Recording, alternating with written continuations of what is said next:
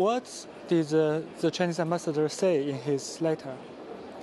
Well, just a confirmation of the current policy, where the central government support and encourage always the bilingualism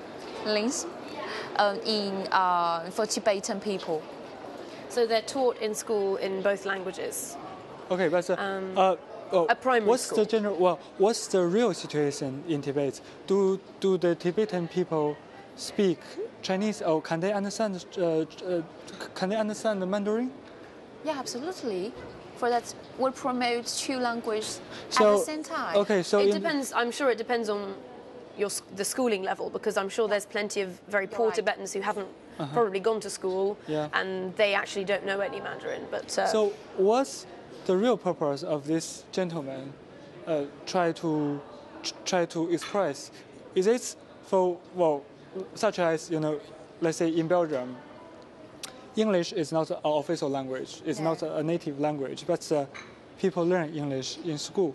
Well, what's the purpose is for having a better communication, right, with people who don't speak Dutch, who don't speak French, right? So and as well as the same situation in other non-English spoken countries, right? People learn English is for having a better communication with the rest of the world, and for promoting trades, for having more chance for jobs. Successful. Yes. I mean, for having better life. So, is that the purpose that the Chinese side wants to have two languages in school? Or, like, okay, so actually, the Chinese government just want to Protect terminate. culture.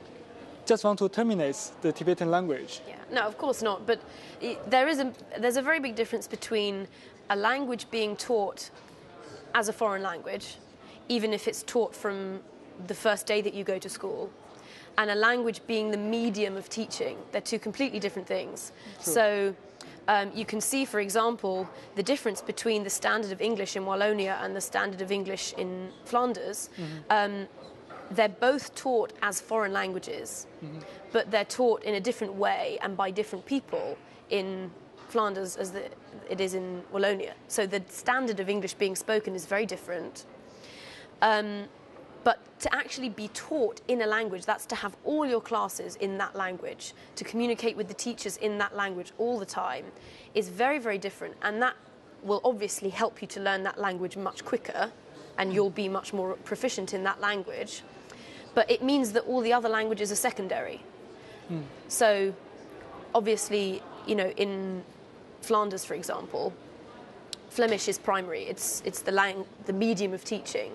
But they have very good English teachers, so their English is pretty good. But it's not as good as their Flemish. The issue in Tibet is whether or not the medium of teaching should be Tibetan or Mandarin. And obviously, the language that isn't the medium of teaching is going to suffer. So at the moment, what you've got is, depending on the area, let's say it's quite in a school in quite a rural area, the medium will be Tibetan, and they'll have Mandarin classes at primary school. And then at secondary school, it's more likely that the medium of teaching will be Mandarin. But in the playground, with each other, the students may well be probably talking to each other in Tibetan.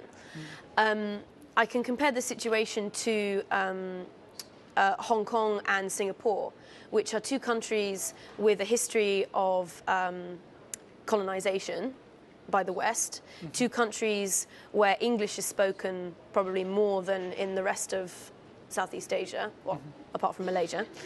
And the two countries have very, very different English-speaking levels. In Singapore, the level is very, very high. And in Hong Kong, the level is not so high. And one of the reasons is that in Singapore, a lot of the schools are English language medium schools, whereas in Hong Kong, most schools are Cantonese medium schools. They are taught in English. No, not all. No. So do you think that the institution language for a school shouldn't be decided by the government? for example, Yeah.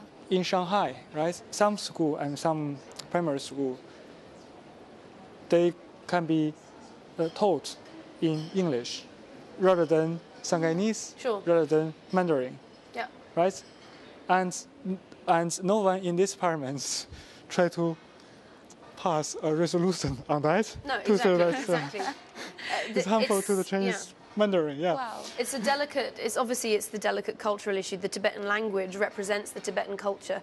And for many, many different reasons, people feel like the Tibetan culture is under threat.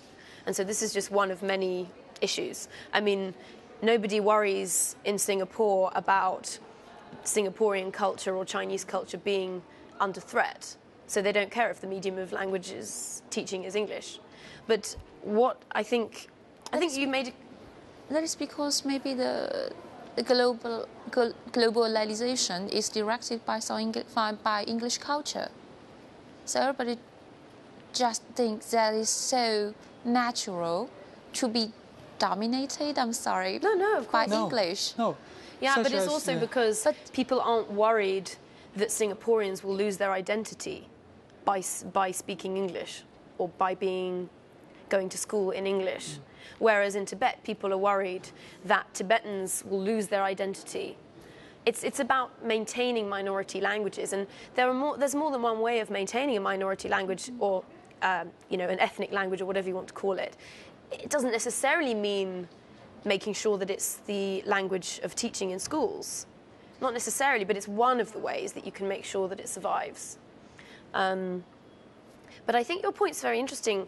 I don't think that central government should dictate what language children should learn in, especially when central government has billions of people and millions of square meters, square kilometers of land to cover. I think the ideal situation would be for there to be different schools of different types with different objectives. People should dictate by what's the demand. Yeah, but in that situation, it will be happened. As following that, most of Tibetan people will choose the Tibetan language school. Are you sure of it? Right, and I'm sure Han of people will go to this Mandarin schools. So it's at the I don't beginning. think It's so. it's at the beginning. Oh, okay. It's at the beginning like that, and years later, people see the difference, right? Because people who go to the Mandarin school, for example, such as people go to an English-speaking school. In Hong Kong. Or, Yeah. So those people can find a better job, right? More qualified. Yes, and then the tendency will be changed. Yeah. I actually think. What were you going to say?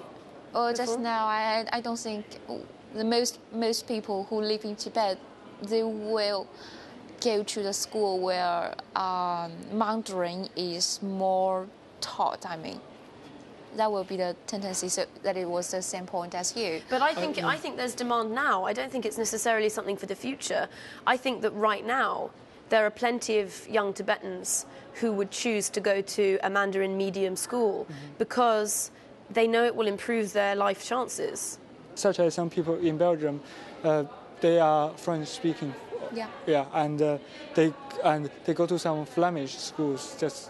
And they finish their the basic education. I'm talking about the primary school, in a Flemish school, and then they come back. So just say for some. So in that case, they can speak two languages.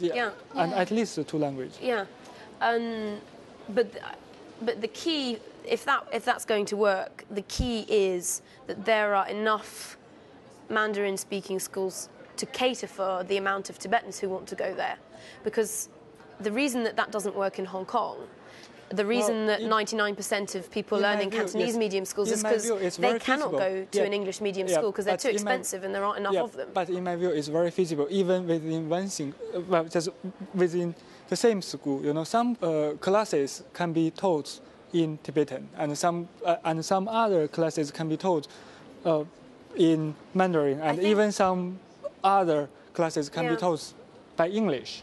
I think the right? flexibility is a very important idea as well. Mathematics, for example, Yeah. is something that might actually be more easily taught in Mandarin than Tibetan. I'm not sure, but there are these kinds of issues about you know, the difference between science and literature and English. Yeah. And Yeah, yeah. For the cultural things, people can learn from their own language. Yeah, just to maintain the. but I think I definitely think that there shouldn't be a backlash reaction which actually holds Tibetan people back. You know, I don't think that that any Tibetan people should be prevented from furthering their Mandarin and from furthering their chances.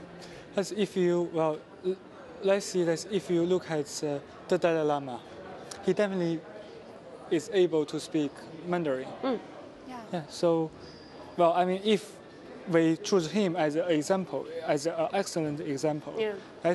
there's no matter for other Tibetans to learn No, of Mandarin. course. Yeah. But do you know what it is? It's the Western perception that Tibet was, you know, is a beautiful, unique, wonderful culture that has been invaded by Chinese culture and Chinese people. I don't really That's the think in that- perception. I don't really think in that way because because I'm Chinese and I was living in China, so I see the situation is totally different Of course. from what people I'm believe just explaining in Western. Yeah. why Yeah. Western people are so Yeah. concerned with this idea about Sure. the language. It's because That's just they a have this kind of image in their brain. imagination. Yeah, Yeah, yeah. of, well, That is the same thing for the Han people. I mean, just as I said, well, the Tibetan culture is seen as a universal treasure for all the world, and including the Han people and the other minorities in China. Yeah, guys. So I mean, guys, the we time don't is have- running out, and Okay. we have to talk next time. I'm so sorry.